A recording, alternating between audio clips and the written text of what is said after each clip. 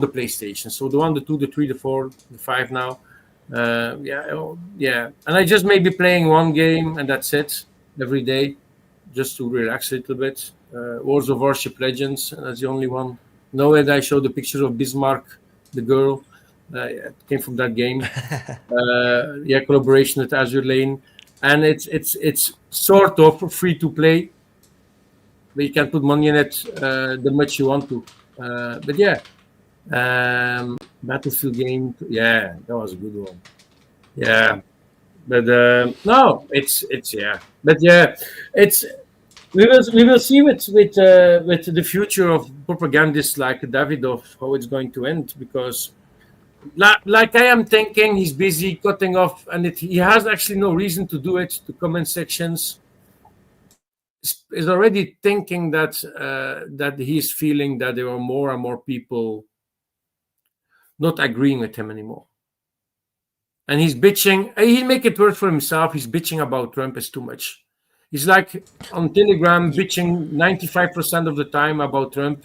And they're going to have a little thing like Ukraine. But that will alienate his no American base, right? So I think that's a mistake. And in fact, I think criticizing any of the countries that is supposedly on Ukraine side is always a negative thing, because your viewers are all from these areas. If you talk shit about Belgium, the Belgian viewers would know better. It was like, what the fuck? Then you talk shit about Trump, at least half of your American base was like, what the fuck? Because the half of the Americans probably support Trump, you know. So it's like, and if the more you criticize like the Germans and whatnot, then you slowly will run out of supporters, because like, yeah, unless you want to be like me, you know, I criticize everybody, you know. But the thing is, like, you know, I even criticize my own country. But the thing is, that is not his branding. His branding is like, you know, always be like very, very positive, right? You know, always very hopeful, you know. So I think it's a bad idea. Oh my God, here comes Jesus. It's just Jesus come with to a Jesus beard. moment. Finally, your beard is back, because it was awful. Gabriel looks so handsome today somehow. Never do that again.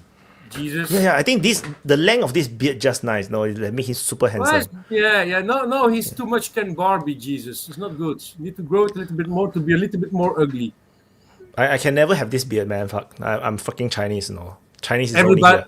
It started in that year. That little piece, it started. When it started to grow, it kept. I mean, a lot of people never. You are forever a baby, Wyatt. A baby face.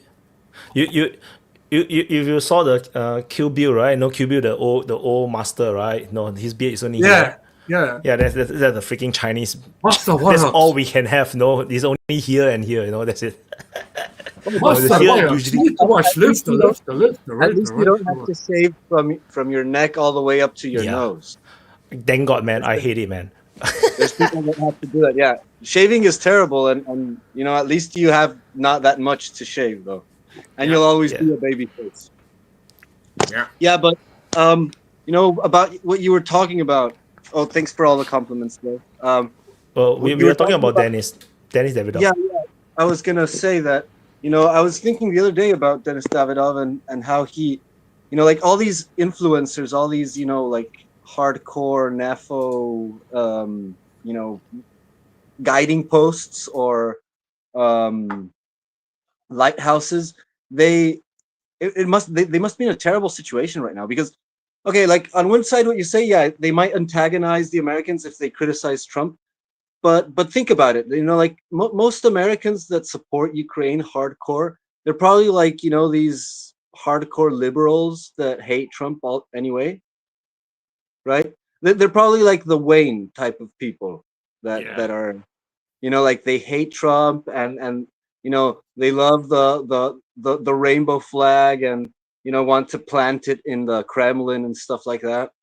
But increasingly, probably just like, you know, they're so disconnected from reality that, you know, their public is probably decreasing. And one of the reasons I think they have so much followers is basically bot farms. So like increasingly you're just like shouting to a crowd of bot farms, you know, that they're just gonna, you know, parrot everything that you say, and, you know, they're gonna destroy you if you step out of line. You know, so it's like, you know, multitudes of bot farms that are, like cheering after you, anything and any retarded thing you say against Russia. And they're also going to tear you to pieces the moment that you say anything remotely approximate to reality. So they're probably Yeah. That's a scary terribly thing, right? You cannot talk about reality. That's the most scary shit, man. It's like So- Verma is sacked, but he can say nothing about it. Or you have to pretend that he's freaking corrupted and whatnot. You have to just double down on it.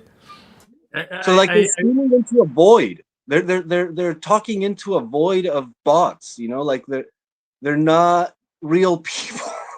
They're probably half of them are paid, bot farmers making random reactions for pro Russia versus pro Ukraine content, and you get paid for them. I'm not sure, I'm not sure. I sincerely believe that there's really that many people who is pro-Ukraine, in this world. Really there is a lot. That's the feeling I get. Just when I was looking at the US politics, especially in the 2016, 2017, 2018, 2020, all this time where people are super anti-Trump. These people really exist. They are in real life. They really just read headlines and they just okay, Trump is evil, but no superficial type. So I believe that these people who are really pro-Ukraine, very anti-Russia, just because they have they read some mainstream media and they're it's just their reality now. Yeah, I mean they exist. They exist by all means, but also you have to know as a fact that there's also armies of bots that are supplementing those fanatics. The people, most people can be pro-Ukraine or anti-Ukraine or pro-Palestine, whatever, but they're anti-Trump, whatever. But it's like a secondary part of their life. It's something that they might have a conversation on it, on a barbecue between talking about football. It's an afterthought in the best case. So only very few people can be an activist of it, and be, yelling on internet about it. It's a minority of people actually that are very interested in that type of things as to involve themselves. And most of it is bot farms. The greatest amount of people that are extremely politicized in a sense of activism, because that's what they do. And so you have this minority of people that are absolutely convinced, but then you also have this massive void of people that are just farming. You've seen the videos. I wonder right? how many are real bots, bots, really computerized, copy paste kind of thing. I'm really not sure how is the percentage because DPA used to have some. I recognize because I going through the comments, right? There is multiple comments from different accounts are all saying the same thing. They just copy and paste the same thing, which is what the hell, man? Is you're going to sabotage me? Even though the comments is supportive, but the thing is clearly botted, and DPA, by 3 months into the war, we got struck by YouTube for alleged unnatural activities. So and then it could be bots, it could be not, but after that, since then DPA is suppressed until today. So I'm not sure. Maybe they are trying to discourage me and make me give up. But I haven't given up. So it's okay, I'll let you survive. I think you're going to see the change because YouTube and say Google, an instance, are less afraid compared to the Biden era. And Biden but they're still anti-Trump. I think Google is still. They admitted already a few things, and Meta also. So I think we're going to see in the future as how it's going to change. No, it's maybe too early. Just about the chat, the Godfather Solona, stop saying to me that I'm a Jew. First of all, I still have my skin. If you want to know what I mean.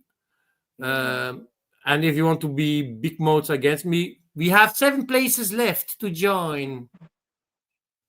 Feel free to join, my friends. Thank you. Yeah. Maybe you're the Jew with the skin. Who knows? Skinful Jew. Yeah, I mean, it's maybe skin food Jew, YouTube. We yeah. are talking about orange juice. No, we are not talking about like juice. Like they're talking about juice. Like no, like no, they blend the Yeah, orange with the skin. exactly. No The orange skin juice. food Yeah, juice. yeah. Yeah, And you no. do that with the skin on Just it. If you're not yeah, an just orange in juice. case. It will be a bit more spicy. You know, like just in case. You know, just in case YouTube got a bit sensitive. Like Yeah. your AI is wrong. You know, we are not talking about like Israel kind of Jew. Like we're talking about orange juice. No, No. no, no, no, no, no. No, exactly. Orange juice, exactly. So, I see jujitsu. Yeah, jujitsu is also nothing to do with juice. No, come on, you know. No, it's like no. But I enjoy any comments. People can be. I have a lot in real life. I have a lot of haters. You can't see me as a sort of YouTuber without having a proper YouTube page. I have social media. I am an admin. I have more than 53,000 people that knows me. A lot of people just know me who I am in real life, and I don't know who the people's are. So I have haters. I really have haters, and it can go and it can go pretty wrong with that. That's Um, the that's the most Jewish thing you've ever said, Lambo. yeah, but you know, if you do decisions to become popular or famous, even as regional in your place where you're living, is a risk that you know what you're doing. You choose to be open for everybody, so you need to understand the consequences that can happen. I showed here up on DPA, so I know I'm going to have haters, I'm going to have lovers, I'm going to have maybe fans. I don't know. In the car scene, I really have fans also, but I have the fucking haters. I'm going to have people that really bitching out about me 20 meters from me to other persons like, oh, you know that dude, it's a You, dictator on Facebook, blah blah you blah. know what you have to do with that, Like, Lambo? You have to make a rap song about people being envious and hating on your fancy cars, right? if you need help, let me know. You just write the lyrics. I will throw it into the AI to do the music. You know, he will rap like perfectly for you. Lambo, just shut the fuck up with your awkward stuff and obsession. With your Voni, keep it obsession easy, keep it with peaceful. fruit juices and other drinks and beverages. Orange juice with skin. You know, I mean, seriously, you know, Wyatt's trying to climb out of this hole and make money, and you're over here being awkward. We all know what the problem is. We all know where the problems are. We all know who causes the problems. We all know that Wyatt still drinks the Kool-Aid of Sarah Ashton of the Ukrainian Armed Forces because he still says Pokrovsk is standing. He tries to claim that, you know, the MOD told him that, but I think it's really Sarah that told him. Yeah, he's Honestly. probably buying her bath water. She's back. By the way, supposedly Sarah's That's back. disgusting, man. Holy Supposedly, shit! Sarah, That is, supposedly Sarah's back in Ukraine too. No. is he or she coming back as a he or a she?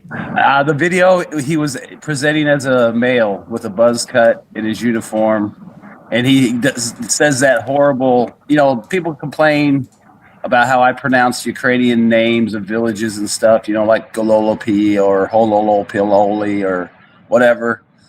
I mean, look what this guy's doing.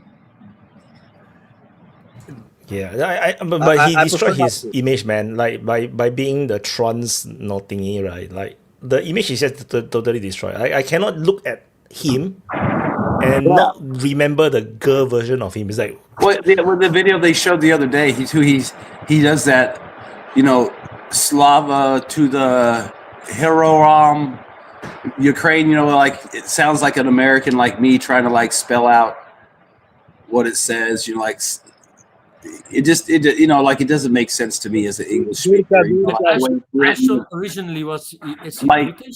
it just sounds horrible. It seems like if I was Ukrainian and someone came up and spoke to me that way, I would slap him for it. I'd be like, just speak English. Don't try to speak my language. You're insulting me. Ask first if it's a woman or a man because you're not allowed to slap No, women. but you know these fluctuations in Sarah, Aston Carrillo, they're a good indicator of what you were talking about earlier of YouTube and what Lambo was saying earlier about YouTube and Google. You know, easing on the censorship part. It's like these mega corporations. They're an instrument of power, probably even one of the motors of power. political, social power, right? And so they're always fluctuating with the tide, right? They're trying to establish some type of social engineering. They're always trying to push an agenda, but that agenda fluctuates according to electoral cycles, according to like the global situation. What the Amen. Yeah, this live stream is definitely sponsored by Autism and Co. Okay, and Co. But yeah, they're fluctuating according to like you see how the headlines are constantly like spitting narratives all the time, and like they say things that are completely ridiculous and retarded, but then they try to like they put other things to legitimize themselves that are more closer to the truth.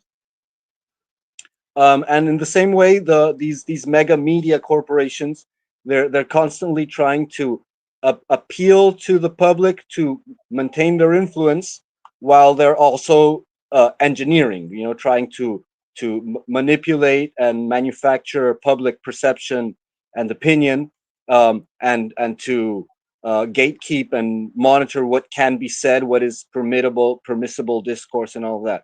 And most of the changes you see are along those lines. It's not like they're less scared than they were under Biden. It's just that it's under a new management. Okay. And for all the resistance there might be against Trump, there might have been against Trump, it's not like in the first term. You don't see that type of rabid rejection of Trump from all the institutions. Now they're like slobbering over his ring. They're trying to, because he's come in with a greater institutional power than the first term. And he's also more compliant with the, like the trajectory of America. Like he does, get along with Lindsey Graham, with the neocons. Like he's which I don't necessarily criticize. I mean, maybe it's a terrible mistake, but maybe it's just like necessary diplomacy for your internal politics. It's not necessarily like just the bad will, lying. People who get into office need to keep a balance between the interests of the. Well, I mean, think about it. You got to do some of the shit so you can get Lindsey Graham's vote when you need it, or him to whip something or push something or sponsor something or go out and make statements, And he's one of those guys, he'll do it for you. All you got to do is throw him a bone. Probably don't even have to do that anymore. He's probably whipped. I mean, a lot of those guys, you could tell they do that. You can see a lot of covert threats to Trump from Lindsey Graham. Like every time he says, "Oh, I have all these congressmen that are ready for voting on this," that Trump didn't ask for. He's basically saying, I've got this part of the Senate that's backing me over you. And those are covert threats. He's exercising power over and that's how it works. That's how presidencies work. They have to negotiate with all of these power structures that are prior to him, and they're going to be posterior to him. Like they're going to outlive any president. So a president has to listen and obey to a certain extent. He has to try to maneuver to see what he can actually does in that structure, in that context, whatever. I mean, look at the whole thing with Marjorie Taylor Greene. She's a staunch Trump loyalist, and then Trump turned on her. I mean, I don't know how much of it. I mean, a lot of this is speculation from other people like Fuentes and other people, but they've got people inside circles and they can find stuff out. And one of the rumors is that, she wanted higher office, and she's kind of like the Republican establishment's kind of like done with her. Like she's gotten as far as she was going to be allowed to go based on how she kind of acted, even though she is MAGA and Trump, and they weren't really interested in making her a governor or senator. And there was even talk that she might have wanted to be a VP candidate to advance or the next ticket, but people kind of told her, like, basically, you're too dumb for that, so just go away or stay. And she decided to leave, but that's just one rumor. Because they said she kind of bitched out. She had 2 years left. She could have just served her term, and she apparently freaked out on one guy that told her, why don't you just finish your term? And you want me to die? You want me to get killed like Charlie Kirk? So a lot of people are just saying she got slapped down about her ambitions and she's just being an emotional woman and quit.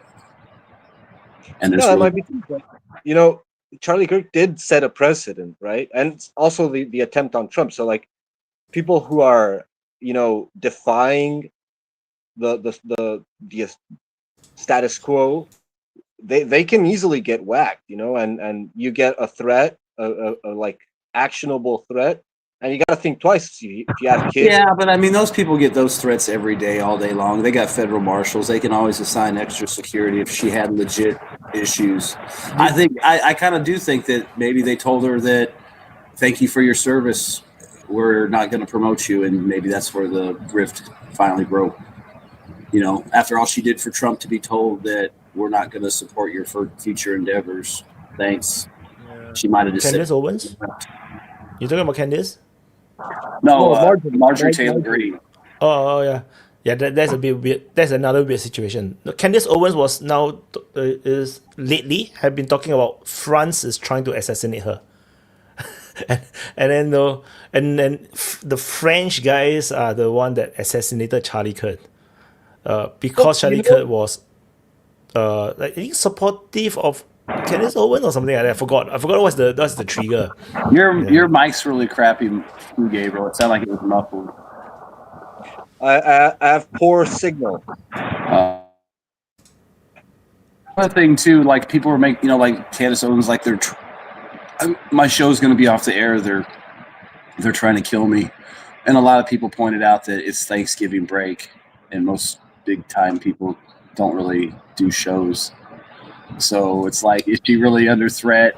And then there was some jackass video that was released. It was some guy behind like a curtain, you know, the silhouette with his voice changed. And he's like, yes, the French want to kill her. They want to kill her publicly on the show. They want the blade to be seen and the wound to be felt.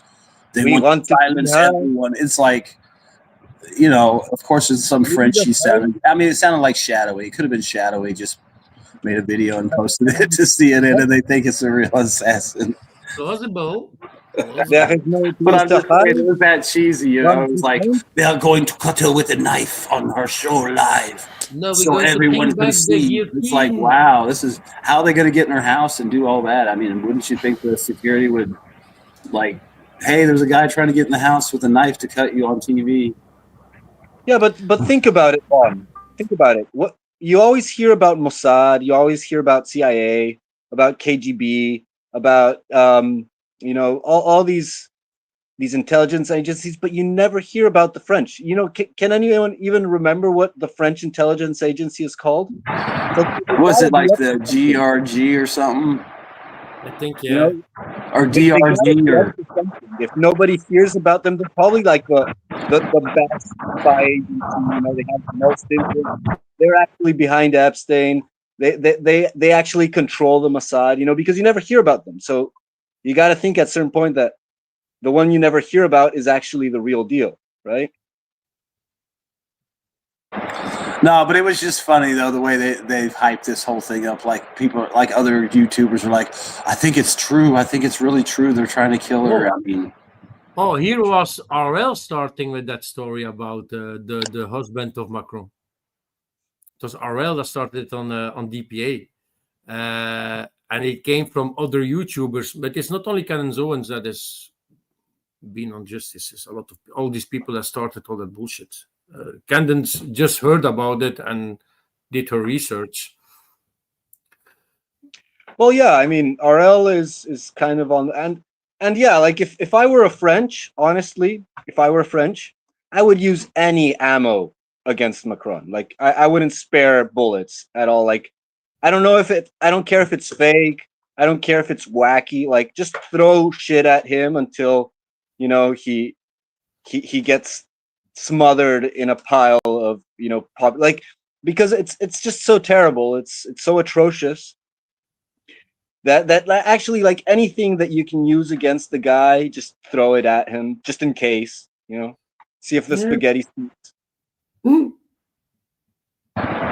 know, I mean, I know you're being facetious, but still, I mean, You are true to a point because, like, I've been reading this book and it's about Wagner, and it's like from the start till, I guess, now, and it talks a lot. You know, they're a lot about Africa and what they were doing in Africa, and they were definitely dancing with the French quite a bit down there. And Oh wow! but the crazy thing is like, you know, I mean, the book, it kind of sucks because it's biased against the whole concept of the mercenaries and the Prigozhin and all the Russian characters and stuff. And it's almost like, well, why would you write a book about all these people that you obviously don't like and make no effort to hide your comments about them, or just make sure that all the bad stuff's mentioned too? But even in amongst all that, I mean, this guy is down there with like, what's his name? What's his name? Repetino? Robotine. Yeah, he's down there. Utkin, Zombie, and you know, they had a whole bunch of guys down there, and he talks about how they had to kind of learn their way down there and figure it out. But when they started trying to do business down there, Prigozhin is like hiring cultural African analysis people to do surveys. He was running political campaigns for opposition guys. They would back one guy, and if that guy started falling, they would secretly make a deal with the other candidate to keep all their deals in place. I mean, there was one venture they were working on that if they had gotten it to full production, this gold mine, Wagner would have been pulling in $100 million a year off this gold mine. And this is stuff going on with the blessing of the Russians and stuff completely on their own. And like at some point, the Russians, you know, they're always down there. You know, he's making connections because get this, it's like, it's not just like Wagner guys and stuff going down there to set up deals for Russia. There's FSB down there. There's GRU down there. They've got their own schemes and plans going. So he's making all these connections, doing all this diplomacy. He's making deals with each rebel group and assigning a Wagner advisor to them and convincing them all to be peaceful to each other, and they pay taxes and let them mine and all that shit. Just the crazy stuff. He even had, at one point, I think they had the UN inspecting his arms shipments that were being delivered to Darfur legally. And it was basically supplying, you know, it was Wagner supplies and supplies for the training they were doing. But yeah, this guy's, I mean, you know, they would do opinion polls, create newspapers for, you know, in favor of stuff or against stuff, pro-Russian stuff. I mean, he had a whole system like of, you know, media, government, you know, linguists, people that understood the culture. And, you know, they would go into an area and he'd figure out who he needed to talk to and get in touch with them and try to work deals with them. I mean, it was a hell of a lot more than just fighting the Islamists down there. It's like the shit that dude was involved in. And the thing is I do believe now, you know, Prigozhin's dead, and I would almost bet that Shoigu was in it because him and Shoigu had business dealings down in Africa and actually had some engagement down there. Not negative, I don't think, but they did business and compete. And before Prigozhin was allowed to bring Wagner into the Ukraine war, Shoigu was already recruiting PMCs in the Wagner model without telling Prigozhin. And then Prigozhin, so you can see there, that's probably where the death came from. Probably Shoigu got rid of him. Because and it that sounds like, you know, Prigozhin is making too much money, and you know, that also blows up his head. Like, you know, like he got too big headed about it. And if you think about it, what he was doing with those PMCs he was creating, I mean, basically get rid of Prigozhin and Utkin and that other guy, and the MOD and Shoigu basically absorbed all that Wagner infrastructure, all those deals, all that Africa money. I mean, it was basically probably a hostile takeover. I mean, maybe Prigozhin could have survived it if he played ball more, but maybe he was too rich and powerful to give up his hard. And they talk about how hard they worked for this shit. I mean, these guys, I mean, they really, I mean, I was surprised. I was like, damn, you know, you think these guys just ran around raping and pillaging. It's like they were making deals, providing security, making backroom deals. I mean, they were, you know, they would undermine. And Russia at one point was like, we don't even give a fuck what you do as long as what you do attracts the attention of the West and the EU. If you can keep them busy, that's fine. If we make money off of it, great. Well, he Of course, did. they were always trying to make money and get deals and obviously advance Russia's interests, but there was like no penalty for failing. Like as long as you kept America distracted or the EU, that was fine. If they made something out of it, great. And he did it very But- well, actually. But that's the environment that you have to work with, right? In Africa, you have, because it's a corrupted. Most of the place is corrupted, so you have to play along. If you don't, then you die. You will not survive. The same happens in Vietnam or in China. Like it's the same because you are in a corrupted country. If you don't pay certain coffee money, but don't even say like big bribes, right? Like just coffee money to those small fry that is doing your admin work, like do some government documents for you. You don't feed them a bit of money. You're gonna take a long time to get your papers. And that is true for in Indonesia, in a lot of countries. So Yeah, I would imagine Africa is much worse, no? Yeah, and it was just really interesting to see how he laid out how they would go about doing that. Like, whatever guy they're working with, whatever warlord, he would have a Wagner advisor that would, be able to directly negotiate with the company, and the guy would feel like he had representation in stakes in it. And they would obviously pay the warlords a tax, but then the warlords would allow the miners to come in and mine, and then they'd make a percentage off of it, and then the government got some. And like you said, it was a matter of getting the permits and making sure you knew the right people, so when things changed, those permits didn't get interrupted. It's just really masterful how they really worked that whole area over. I'm probably still doing it to this day. And it's not very different, right, from what the French is doing, in Africa all these years, right? It's basically the same thing that you buy out all the politicians, make sure that you continue to have the rights to, mine the stuff, and then you just feed all these elites, give them good life, and then you can have whatever you want. The people suffer, doesn't matter. I think the same, for Wagner, when they take all this wealth from the country, it's still the people don't get it, it's all going to Russia, right? So yeah, and you can bet with Shoigu and them taking over, all those operations are still in effect. Now it's just the MOD getting the money, and there's no split between Prigozhin's company or anything. Because, like I said, it sounds like they would have literally absorbed all of Wagner's. And think about it, his son took over, but he was probably read in like, well, you're part of the MOD now, so this is how it's going to be. I'm sure he's well taken care of anyway, so he's not going to rock the boat. And they got the most loyal and most trustworthy person to hate it now. Maybe it's Surovikin. Like the most patriotic guy, and most honest person you can find. Can I be wrong? Right? Can I be wrong? But I heard I read a message, I think a week or 2-3 ago, about Wagner going to Venezuela. Is that fake?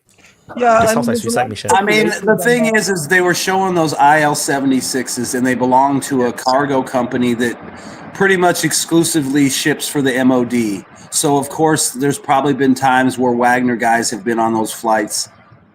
So those planes showed up. Nobody knows what was on them. I don't know why you'd send Wagner guys there, because what are they going to do? It was not about the They're not going to man SAM systems. I guess if the Marines land, Wagner's going to shoot at them or fly drones at them. If they were there, maybe they're there just to watch and observe and maybe run some electronic equipment for the Russians to try to detect shit or something. But I don't really see them getting involved. I would think even if the Marines landed, they would bail into the jungle and find a way to get the fuck out of Venezuela. If I run Wagner, I would have worked with the Americans. It's like, because Venezuela is going to lose to United States for sure. Why not just work with them? They make a deal. Well, the reason to not do that basically is the same reason why U.S. is still supporting Ukraine, right? So, like, it's part of this competition. Here's another question. Does anyone think if the United States makes a move against Venezuela, that the Russians or the Chinese, if they were able to detect something or got wind of something, they would tip them off? I don't think either one of them will help them directly or even provide any kind of assistance other than what they already got. They're going to continue providing. I don't think they would provide technicians or AWACS. But I don't know if somebody would make a call and say, hey, a bunch of F-35s just took off or something. But military Venezuela is a client of Russia, so they have Sukhoi 30s, SMs, I think 37s also. So if they need new weaponry, they're going to buy it from Russia. I think the illusions There were just S-300s maybe, or some extra weaponry that they just ordered and that Russia delivered, like being a client of Venezuela being a client of Russia, and the military equipment. I think there's a better chance that Russia shipped in some electronic warfare stuff that they could set up somewhere and try to catch signals and monitor the Americans and maybe learn something, just like they would do in Ukraine. Yeah, but if they knew there was a type of aircraft operating, maybe they could set up a small portable radar dish, and they can set up somewhere where they know they ain't going to get bombed. Who knows? Maybe they'll even call the embassy and say, "Hey, our guys are over here at this park." Yeah, but if I can give my 2 cents about Venezuela, what's happening right now with the Navy and the planes of the United States, and Trump saying, "Don't fly, keep your airspace open, don't try to do stupid things." He's just busy making Venezuela afraid and just trying to collapse the government of Venezuela. He's just making them afraid. I don't even think they're going to happen something. I think he's going to continue to shoot down these boats. And maybe if you're going to see, like, I don't even know if he's going to bomb inside of the country. Until now, he just did an open waters, international waters. I just think he's busy to make Venezuela afraid, that Venezuela is so I scary. agree. I mean, I think right now he's trying to bluff them into surrendering. Yeah. But I mean, the thing is, supposedly they already had a deal. Like, supposedly Maduro talked to Grenell and they was willing to be our puppet and do whatever we wanted, but they don't want him. I guess they want the chick. But it's like, if you can get the bloodless coup, why not do it? And then if the guy don't work out, it's not like you weren't going to get rid of him anyway and just replace him. So, what plan B got delayed by 6 months? Oh no, or a year. Or maybe it doesn't ever happen because the guy does great and does everything you tell him to do and doesn't cause any problems. But right now, the whole idea that they can't work with Maduro is ridiculous. I mean, look at all the people we work with now and worked with in the past that were horrible people. It's like, just do it as a convenience.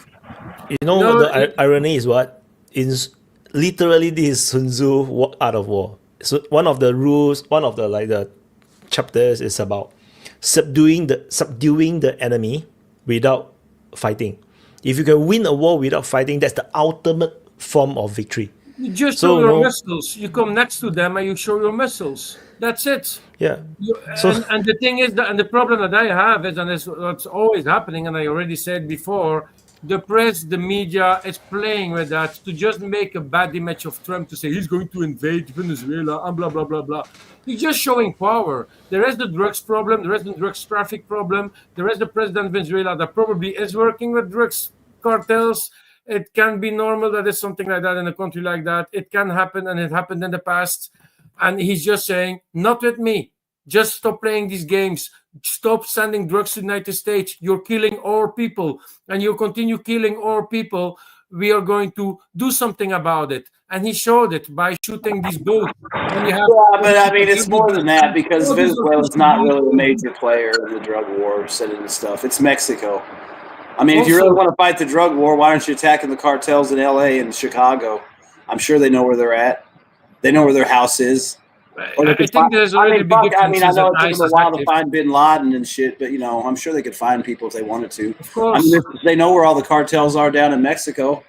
Those are the people that are running it. I mean, yeah, get the boats, I guess. A few 100 pounds here and there always helps, but you still got to get the guys coming out of Cuba and the Caribbean and all those areas too. I mean, it's not like they're going straight from Colombia to America. They got to stop and refuel and drop off, and I'm sure pick up and pay people and all that. I mean,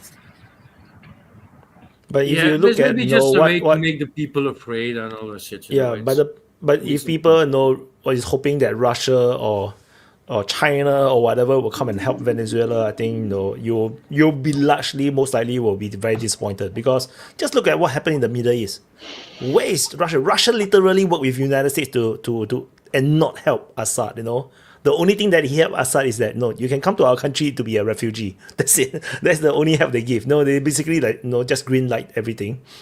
And as long as their own forces don't get killed, they don't care. They don't care. And China didn't even go and help Iran at all. Like literally nothing. So don't expect too much help. Especially Venezuela is way further than what Iran was or Syria was. So and I'm quite sure Maduro understand that. That's the thing. That's why he's a bit. To me, there's a feeling a little bit of panic, but he also trying to wiggle himself out. But I think he had been offering all sorts of things to United States, to Trump, but so far Trump has not want any of it. And it's very unusual. I feel like maybe like what Von said, it's really to try to get him out without fighting. These are all threats, like what Lambo said. It's just threats. I mean, I almost wonder if they're trying to spook him into flying to another country or something, or get him to fly and maybe try to shoot him down. But who wants to take him? Not even. I don't even know where he could fly to nearby that would take him and give him any kind of protection. Yeah. Maybe Peru or Argentina. Colombia. Well, Colombia said is disputing the airspace closure, so maybe he could go to Colombia. But then he'd have to probably go to Russia. He's probably going to get assassinated if he go out of Venezuela. So I think he's going to stay there. This is the safest place. At least he got the army to protect him. For now. Yeah. Hi, Nunya. Hey, dude. Well, that looks like an old school WWF logo, right? It is. Wow. WWF. I like WWF over WWE. So no. When did they change it? I haven't watched wrestling in 35 years. Like Winston Cup, when it used to be Winston Cup. Now it's fucking, White Claw Cup or whatever sponsor they get. WWF changed because the Worldwide Fund sued them. So then they have no choice. They change it. But it's so lame, right? Like, why can't you have the same abbreviation? What the hell, man? Let me see, when is it? It changed in 2022. 2002. They changed name. 2002. Yeah. But talking about France and Ukraine, I don't know if you talked in the previous open mics about the 100 Rafales promised to Ukraine for 2035. Never going to happen, but yeah. It's that type of bullshit news and sort of contracts you're busy signing. Is that the way that you're going to play your propaganda? I don't understand that one. I was staggered when I heard that news. Like, Macron signed with Zelensky a deal for 100 Rafales, and then a little bit lower, and the message for 2000 delivery started 2035. I'm like, huh?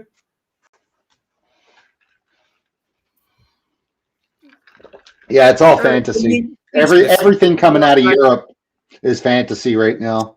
I wouldn't believe a thing that any of them say, because they're all broke. They don't have any money, and they're trying to figure out how they can back out of this thing.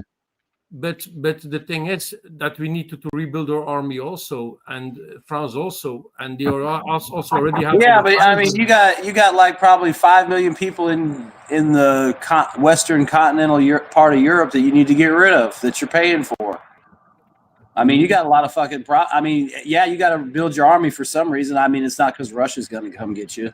It's probably because the Polacks might get you, or maybe the Catalonians or something. I don't know. You're going to need it against the Ukrainians pretty soon. I think they're going to turn on you.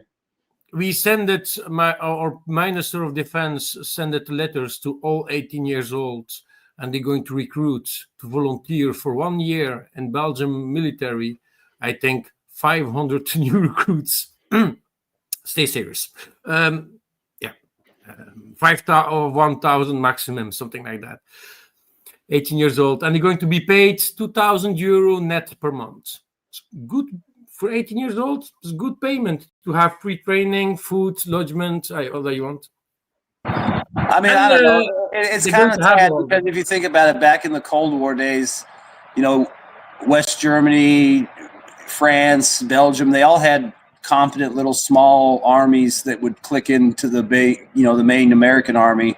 I mean, there may have been some issues with language and some of the communications, but it's like, dude, you already have a fucking blueprint of how you used to do this shit. It's like, obviously Belgium is not going to provide like the all aspect warfare that the United States can provide. So maybe Belgium can provide, light forces, maybe some tanks, maybe some attack helicopters. Maybe Germany spends money on the tanks.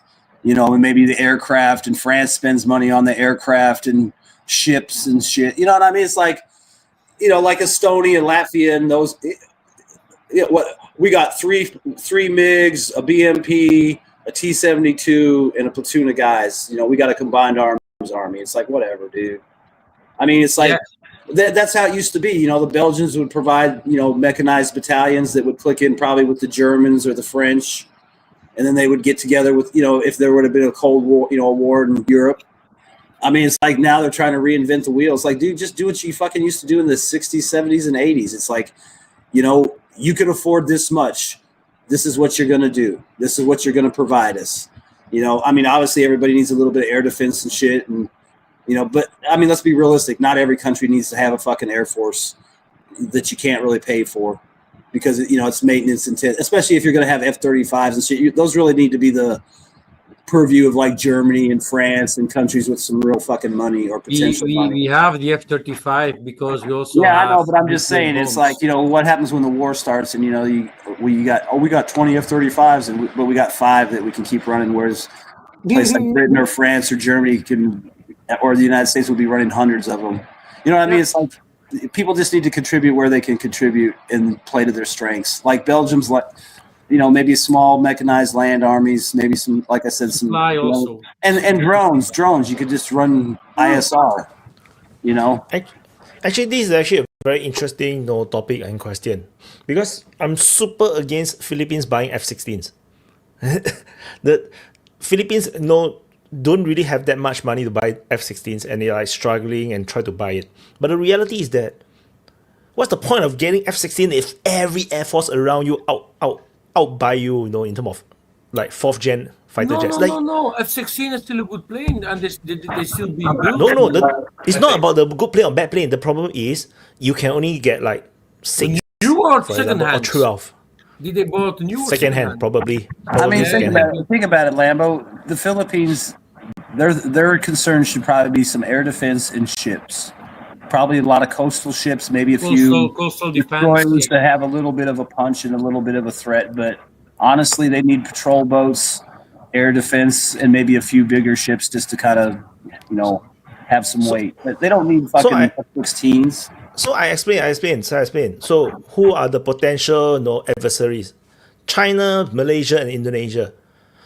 You would need 50 fighter jets at least to be on par with even Malaysia or Indonesia. You don't even talk about China. China have 6th gen aircraft, no? So what is the point of a 12 F-16s? Why not you just buy like 200, those lightweight fighter jets, and then just plant it everywhere, like F5. You just get like 500 F5 and plant it all over the country.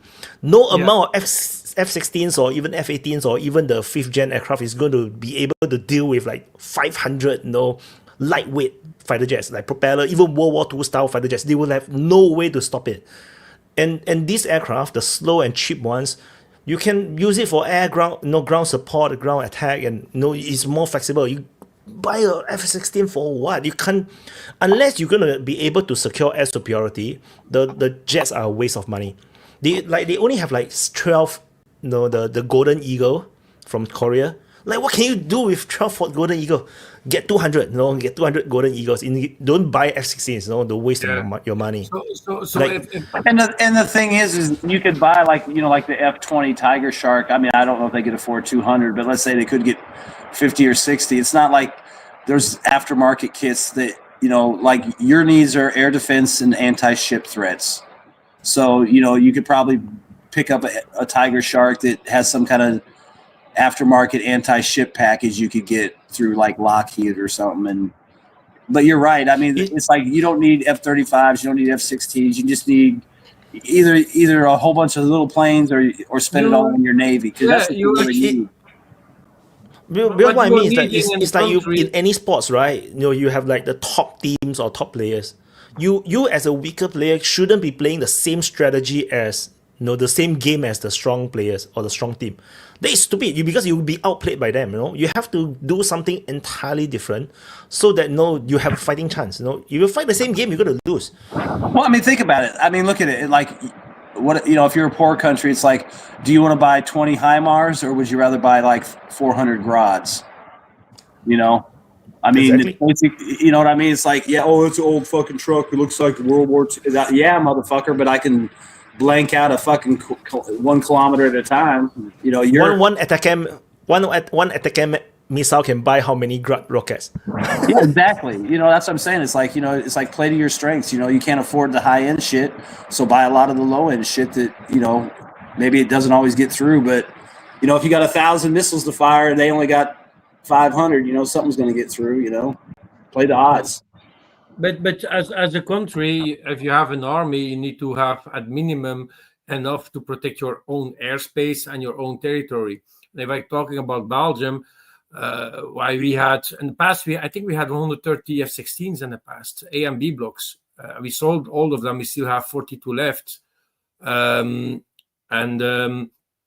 we have a co-agreement with Holland that we are switching with each other for defending the airspace of Belgium and Holland. So if there is like a plane threat, there's going to be a plane for Holland, or depending of the agreement in time of Belgium or Holland is going to go intercept the plane. Plus, we need to protect the North Sea. And then we have the agreement with NATO. We were active in Afghanistan. We were active in Iraq. We helped because NATO, America needed us, and we sent some planes to do joint operations. So we are in the pact of NATO, so we need to have a small air force. And then the air force that we're going to have now in the future are going to be fucking small compared to what we had in the 70s. Yeah, but I mean, like again, tailor your air force to what the NATO needs. Like in reality, Belgium would have provided strike packages to the main effort. Well, at minimum, you would have had the American Air Force setting up strikes, and then you would have plugged in your little squadrons in here and there. Or they would fly general things like they would fly caps. Yeah. They would fly cap missions over regular NATO forces and stuff. I mean, whatever they felt like they were proficient at doing is what they would be assigned to do. But I mean, it's all plug and play with NATO. I mean, they should be anyways, as far as like the F-16s and shit like that. So an air force, the biggest thing that we have with NATO are the cargo planes. So for a little country like Belgium, we have A400s. We even have Luxembourg has one A400 that is based in Belgium and Brussels, next to Zaventem. You have the cargo base of Belgium. So we are specialized in airdrop cargo. That is one of the biggest specialization of the Air Force, and we are world champions in freestyle para. Like the parachute jumpers at the falls. Yeah, do that freestyle shit over Bakhmut like 2 years ago. Yeah. No, I'm kidding. Yeah, but I mean, we have like our special forces or top tier. So we have. Oh yeah, that's what I mean. I mean, they're small in number, but they all add in and they can be deployed out from a main command. Exactly, and these are all. I was going to ask. I saw a story the other day that the Russians fired a Zircon, I think from a submarine, into a Ukrainian target. And they were saying it was the first time that a Zircon was equipped to attack a land target fired from the sea or some shit. I don't know. That they did it in reality? Yeah, like maybe before that, were Zircons only air-launched? No. So the Zircon is ship launched hypersonic. So they actually been launched always, also for land attack on Ukraine by ships. So is it a new thing that they've developed a sub-launched variant then? It was because already that's what they were planned. saying. Instead of sub-launched it. I don't know. I mean, they made it sound like there was something new about the Zircon. I'm like, I thought they always shot them at ground targets. I didn't know that there was never not a ground target for a Zircon. I thought that was the whole point. And then I thought, well, maybe they modified it from aircraft launched. And then I'm like, well, they launch off ships. So no, not from my guess was I thought maybe they modified it to launch from a sub finally, or maybe a certain type of sub. So Zircon has always been launched by ship. and it's also why they had the delay of the super cruiser Admiral Nakimov that has delayed, because originally the ship was upgraded to have P-800 missiles, so the upgrade of the Granite missiles, and then they changed to have smaller launch cells, because the launch cells of a Zircon are more smaller than. Oh, okay. Here's what I do remember. What they were saying was this Zircon, I guess the sub-launch Zircons were designed to be carrier killers, and hadn't been configured to attack the land target. Exactly. So that was the big deal. Was now they're configuring them to go after land targets and not ships. Okay. Yeah, exactly. So this type of weapons has as main task to do actually the anti-ship missiles, or of EU Spain NATO terms, anti-aircraft carrier missiles. But the Russians made their missiles always multifunctional. So even an S-300 can be equipped with a nuclear head.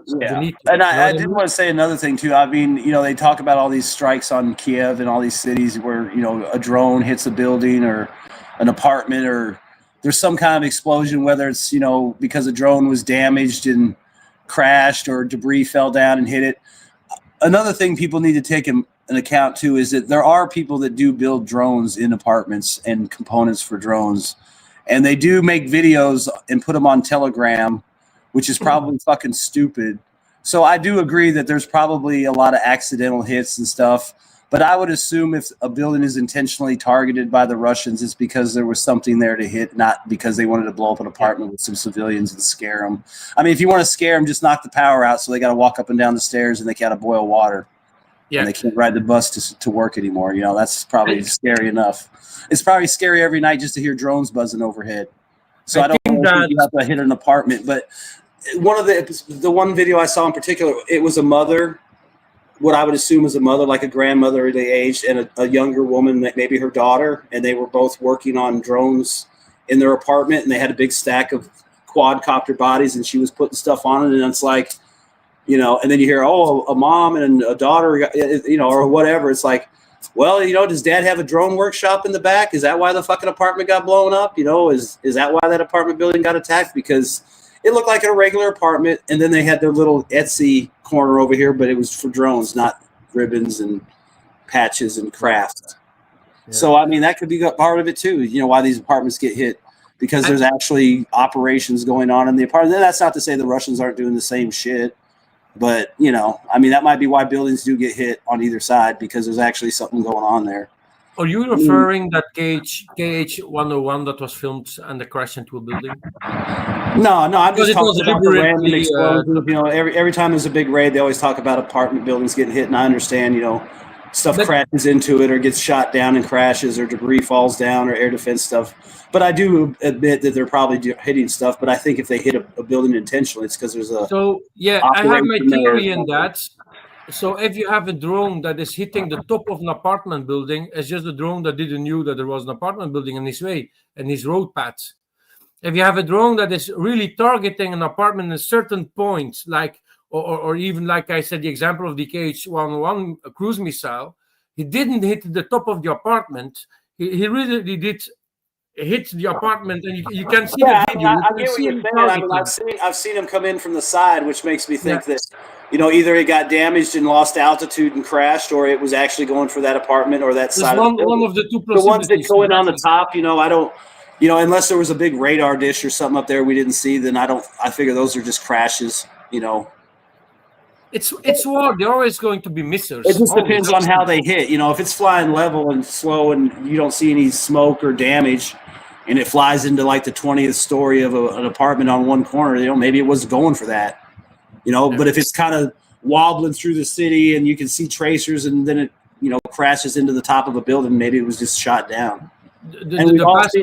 We've all seen the pictures of the SAM missile boosters and shit laying all over the street and stuff. That kind of shit falling down probably blows up too. So, I mean, it's probably just a total fucking shit show when that stuff's going on for an hour or two. Yeah. The best possible. I don't know where it was, but it was on Speak the Truth channel. He was bitching up. The guy was bitching about it, Martardio, It was a missile attack, and a big industrial zone in Ukraine was being hit, and they targeted like a pizza factory and all that shit. And they say, "Oh, the fuck are they going to target foods?"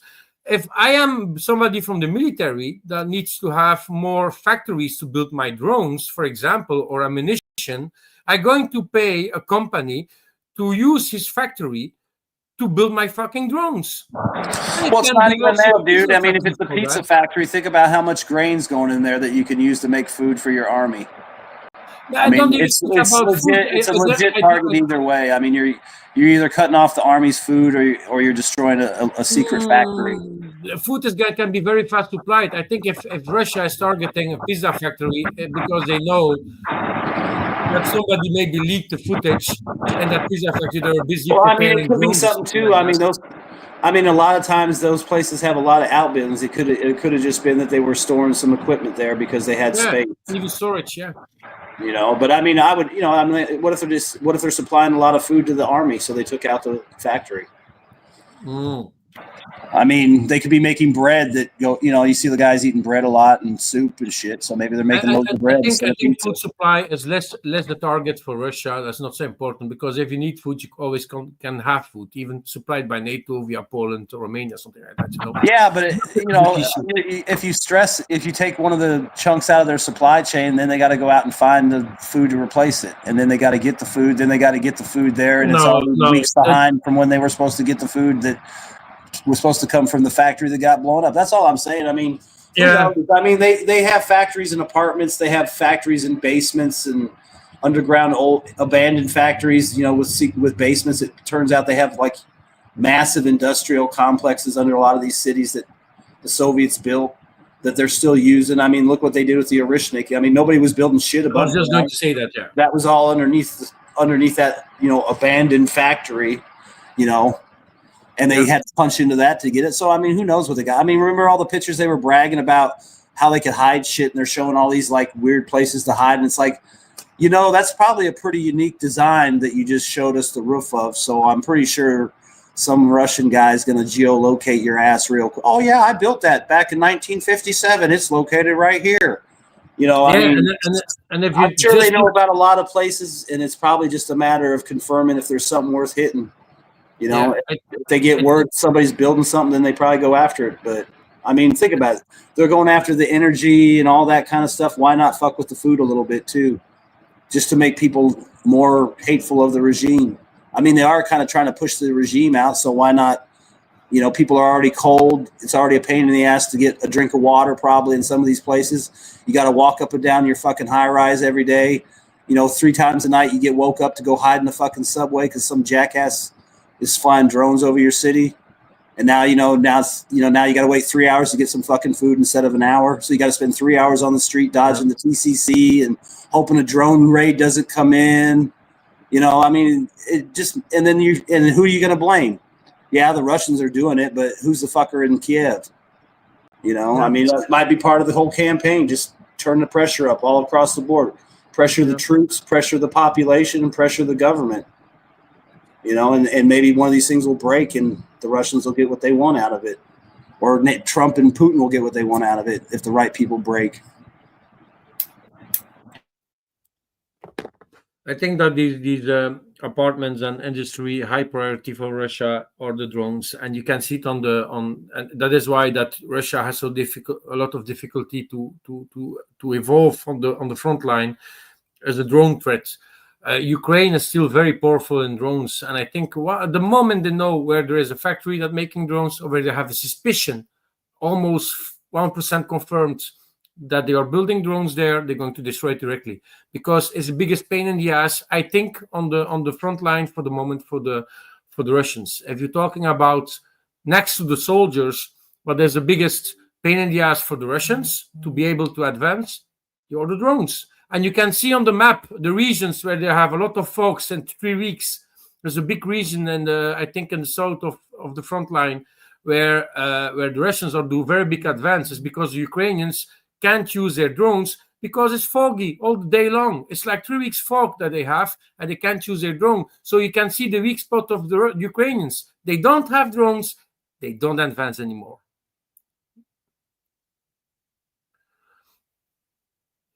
I think the drones. I think, like I said, that pizza factory. It was a drone factory or drone storage place, and you can see what they did also. The container attack on these air bases. Well, I mean, like I saw a video a few weeks ago. This guy was in his apartment, and it was a nice apartment. It was big, you know, like a penthouse type thing.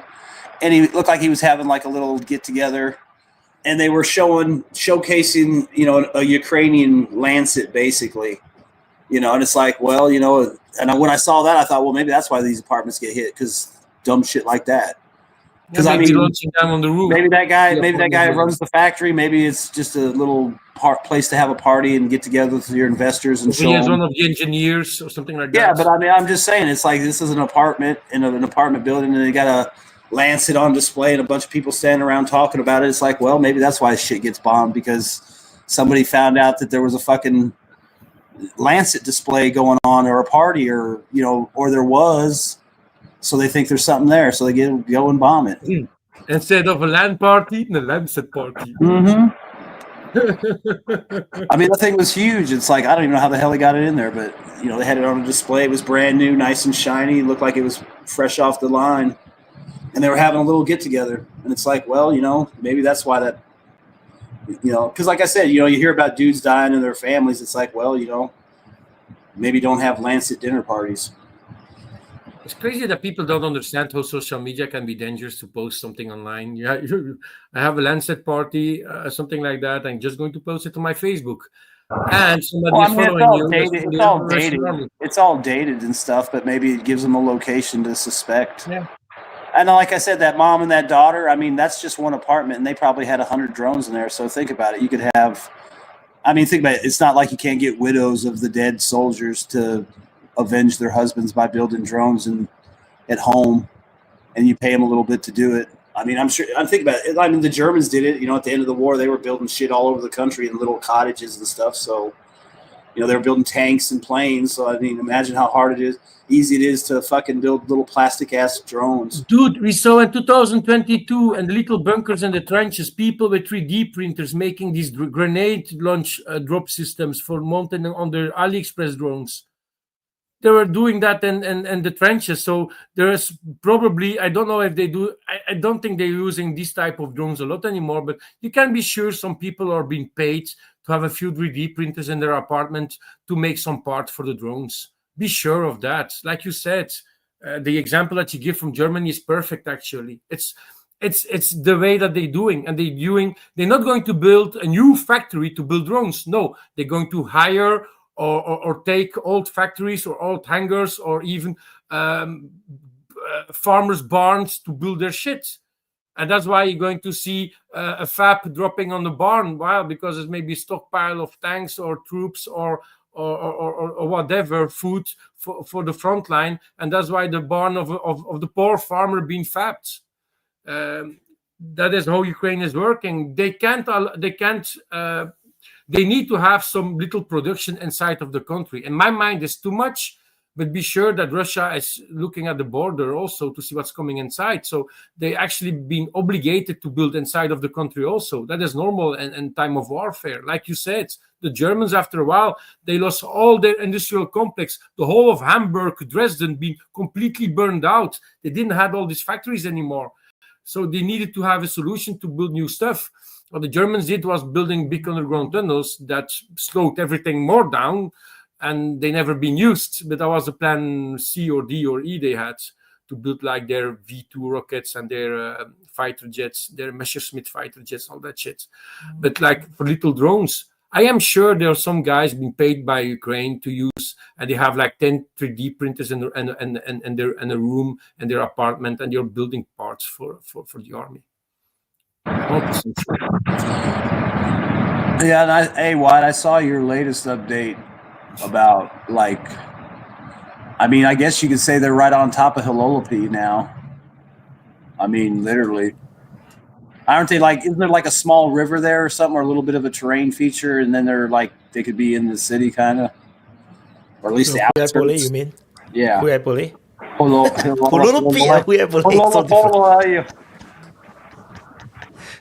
I don't know. Where's Tom to cuss me out when I need it? Yeah, I have no idea, man. But I did see Deep State UA was pretty angry about the COP, about some claims, pro-Ukrainian claims that they have chased away all the Russians from Huepole. I have no idea, man. They look really pissed. Yeah, I have personally haven't seen the geolocation yet. That northern hook is just devastating. It just seems to get bigger and bigger, and it's like, and they're just kind of holding around the east and the south. Like you said the other day, maybe once they get a little bit farther around the north and maybe come down or something, they'll push in for the south, because it's like they're right there, and that wall that they're building is. I mean, it's crazy when you point that out too, because you really do see where these walls are forming up, where like it's just a block, and it just focuses all the Ukrainian attention there. Then they don't have enough guys to go up north or whatever or south to deal with these flanking maneuvers. And the funny thing is, the Ukrainians will just keep trapping themselves in this kind of pockets. Like, if you see the flanking operation coming, you should be like maneuvering away so that you don't get encircled. Yeah, look at Subverse. Like at Subverse right now, it's like you need to be getting out of there, because it's like the northern side is collapsing along that road, so you can't really go that way. And if you go straight west, that's about the only way, because if you angle south, you got a chance of running into the Russians on the south. So it's like they only have one road left in Sivers to resupply and retreat or recover or rotate troops. There's only one small road. Like the northern road can't even be used. The one, because the other road leads across the Seversky Donetsk River into Liman. Can you show the map, Wyatt? Yes, do it. Do it. Show the map. No. Extra views, very good. Oh, you should have watched the episode so you knew the map. I was just coming home when he started his open mic. So you can see, right? This road leads all the way to Zakine, and then you cross the river. But this is actually already destroyed. You can even see it on the map. Yeah, it's already destroyed on the satellite imagery. Then they will be like, if you want, you have to follow the small road, then go to Kriva Luka. This that's what I'm saying. It's like you kind of got to start working your way southwest. But the Russians is already at Platonivka, right? They already like here. This road will already be like under fire, so it cannot be used anymore. The other road is actually through Sviatoporovsky. This is the other road. It leads all the way down to Rai Alexandrivka. This is the only road left, and the Russians are really close. They are at Zvenivka. They will like go over. They would have attacked and take this. So it's like, if you're under this kind of situation, like you either have to conduct a very major counteroffensive, to unblock certain place, or you have to retreat and form a new line, because your troops in Sivers is going to get encircled. And you can see this thing is coming over. It's going to go behind, and it's like you're going to get encircled. Like, why you want to get yourself like, But Ukraine is Ukraine. I don't know. Then Huepole is it's like the same thing, but in the earlier stage of the Sivers. You can see this northern place is happening like the northern flank of the Sivers. It's gonna continue in and take Vavarevka. Then the northern road cannot use, Then I believe then they left this highway all the way down to to Orikhiv and somewhere else. Not sure. But the Russians were then probably going to do a second prong in the south. This is what I'm predicting, that something in the south is going to happen and going to cut off the other road. And then they will take Huepole. They will not storm Huepole right now. I don't think it's the right time to storm it, because it's still a bit too open. But who knows? I don't know. Yeah, so that's why I think